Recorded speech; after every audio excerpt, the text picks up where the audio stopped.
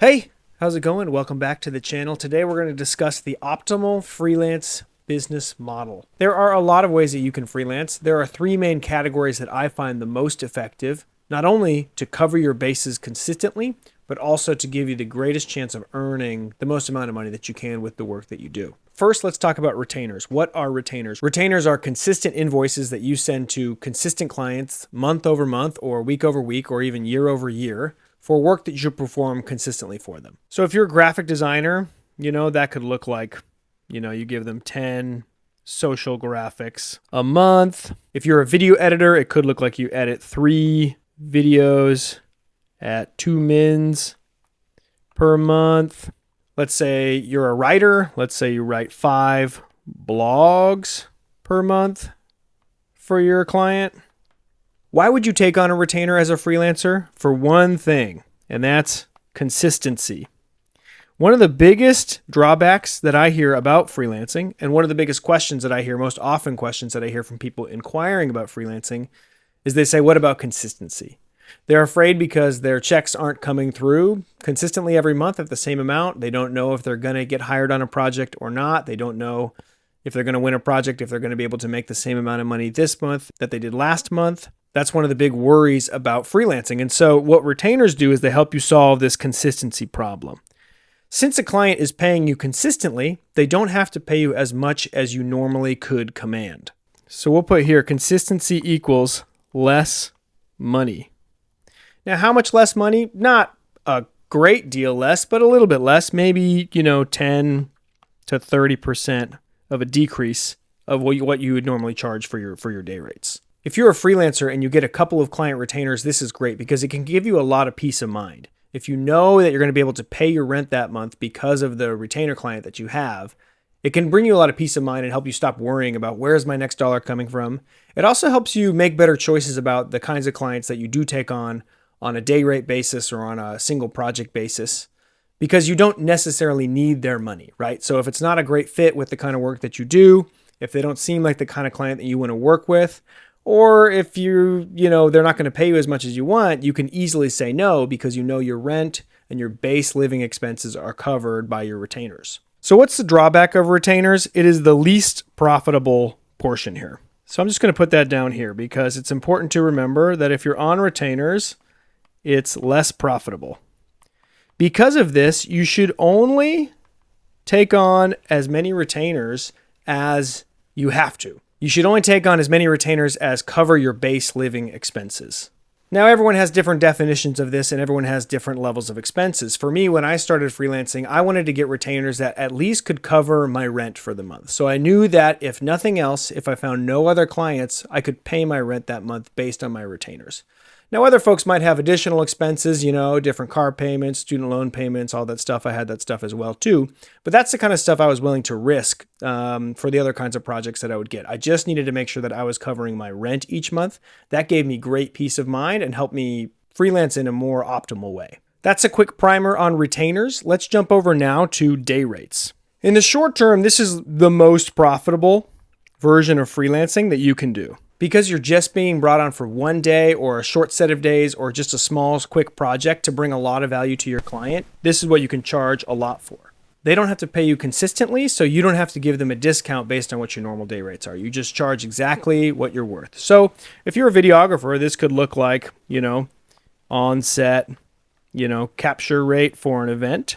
If you're a graphic designer, this could look like a, one-day deck build, maybe for an agency client, something like that. If you're a writer, this could look like a, one-day script review session or something like that for a client that has a script that they're creating for a commercial or for a short film. These are what your day rates could look like. And remember, these are meant to be very profitable. Someone just needs someone like you with your skill set and your expertise to come in for one day and make a big difference for their project or for their client or for the thing that they're working on. So just charge whatever gets you excited, whatever number you would be excited to show up and work a really long, hard day, give everything you got for it. That's what you should be charging. That's what you should be charging for your day rates. Now, third, let's jump over here to the whales. Now, what are whales? To me, I define whales as these really big projects, these ideal projects that would be great to be working on all the time, the stuff that you're really passionate about all the time, but you don't necessarily have the chance to work on every single day. This is the kind of stuff that you should be chasing in your free time. So if you have retainers that take up a couple days and then you get on a couple other day rates, then you have all this extra free time. And with that free time, you should be chasing these whales. Now, what could a whale look like for you? For me, as a writer, it was writing my book. I had a retainer going. I also had a couple day rates that I was working on. And with my free time, I wrote my book. If you're a filmmaker, this could look like making your short film. If you're a graphic designer or an artist, this could be putting together a collection or an exhibit. Or for anybody, this could just be spent networking with these super high value clients, maybe these ideal brands that you really want to be working with. I think there's a bit of a misconception about freelancing in the sense that people think you're going to have a ton of extra free time. If you set up your schedule in a good way, you'll be working on your retainers, you'll be getting periodic day rates that pay pretty well, and then with all your extra free time, you won't just be wasting it reading or playing video games or something. You'll be chasing these whales, these really big projects that take you ultimately where you really want to go creatively or in your career or with your lifestyle. That's what you should be spending most of your extra free time doing during your work days. One more note on these whales here. We all dream about doing things. We all dream about working on movies or publishing books or having art galleries or traveling or doing all this, working with these certain kind of clients. We dream about this stuff, but if we don't take the extra time that freelancing gives us and redirect it towards finding these whales, hunting them down, and catching them, then we're never going to achieve this stuff. It's just going to be dreams, right? So these whales are just like big pie in the sky type dreams that you never could think that would ever be possible. But if you periodically, with your free time that freelancing gives you, are able to work towards these goals, that's the only way that they become possible. Let's zoom out here just for 1 second. We've talked about retainers, we've talked about day rates, and we've talked about whales. Creating a good schedule to make sure that all three of these have your time and your energy, at least some of it, throughout the course of any given week is essential to make sure that this stuff works, right? So let's imagine that you have a retainer and that you have a couple other day rates coming in, and then also that you have these whale projects that you're trying to work on. How would it look if we were to schedule that out into any given week? Let's talk about it. So let's imagine Sundays, you take Sundays off, and you're not doing anything on Sundays. So we'll just block that off to begin.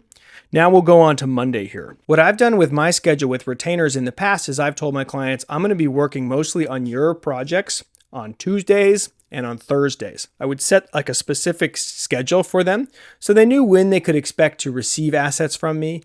They knew when they could expect me to jump on calls with them, when I would be most likely to be available. And that just sets a precedent that just because they have you on retainer doesn't mean you're working for them full time, doesn't mean that they can reach out and request things from you at any moment, right? If you tell them, hey, I'm on retainer with you, I'm going to prioritize your work on Tuesdays and Thursdays, these are the days I'm really going to be making a lot of progress, then that sets a good expectation for them. So let's say on Tuesdays, you set your retainer here, and that's kind of like your day one, and we'll say Thursdays also you set a retainer here. Now let's take a look at the rest of the week, right? This leaves Mondays, Wednesdays, Fridays, and Saturdays open for these day rate projects or for these whales.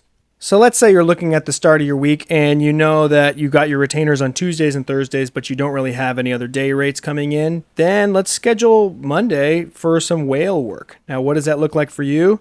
That's something that you have to dream about and understand. What does that look like for me? Obviously, I was writing my book. So when I had a lot of off days, I would be working on that stuff. Or like when I wanted to make more content, that was another whale for me, was spending time working on content. So when I wasn't working on my retainers and I didn't have a day rate, then I'd be working on my whale stuff, right? So then let's say like halfway through Monday, someone reaches out and says, hey, are you available on Friday to jump on this day rate project? I'd say yes. So then I might do like a little bit of communication and prep with them, and then back half of the day after I'd worked on my whale stuff on Monday, comms, for Friday's day rate, that's kind of maybe what the second half of my Monday looks like. I know that my Tuesday is set with retainer, Thursday set with retainer. We'll say Friday is like a day rate project, So I just, say I'm on for that. This makes Wednesday, like maybe we need like some more comms, etc. for that stuff. And then, maybe let's say I have like some other errands or whatever that I'm running on like Wednesday. And then let's say Saturday morning, I'm working on some more of my whale stuff. And then Saturday afternoon, I'm off, into Sunday. That's like a pretty good week there. We can see that we're making money on Tuesdays and Thursdays with our retainer. We're making a good day rate on that Friday here. We have some time blocked off to work on the whale projects, which again, don't get done unless you block off time and work on them. And then we're doing some comms, to do some other outreach, maybe some other business management, that kind of stuff. And that's also the kind of stuff that you can usually mix in with your retainer stuff. Like let's say you send over a batch of deliverables and you're waiting for feedback from your client. You can do some, biz ops, here on Tuesday, business operations stuff, maybe some different things that you need to tackle, finance stuff, have a little block in there. So anyways, retainers really help like ground and anchor your week. When you have to do that work, kind of helps fill it in. And then you can take this other stuff that's a bit more modular, fill it in on the days that are free. This is how I've set up my freelance business model. It's helped me reduce stress. It's helped make sure that I'm paying my bills. And it's also helped me make sure that I can optimize the free time that I have, not only to make good money on day rate projects, but also to have extra time to work on these whale projects, these big dreams that I've always had. That's what I really love about freelancing, is the flexibility of schedule, not to just do whatever I want, but really to do what I really, really want to do, the stuff I have to work hard on and make sacrifices for. That's what freelancing allows me to do. So this is the optimal freelance business model that I've found for my business. I hope this was helpful for you. If it was, I have a couple things that really could help you out. The first one is my book. I have a whole chapter on this in my book. This is called What Gives You the Right to Freelance? 50 short, digestible chapters with stories, frameworks, playbooks of how to freelance better. It's broken up into 5 parts: getting started, pitching, doing the work, client care, and work-life balance. This is the best thing I've ever created. It's the thing I've worked the hardest on. It's the best thing I've ever written. If you're a freelancer, go pick it up. It's available on Amazon as a paperback, which is fun to have around. It's also available as an audiobook if you're into that. And it's available on Kindle. So check the link in the description to jump on that. If this was helpful for you, I hope that you would subscribe to this channel. It helps me out a lot. I hope that you would share this video with someone who you think it could help as well too. Thanks so much for stopping by. I hope to see you soon.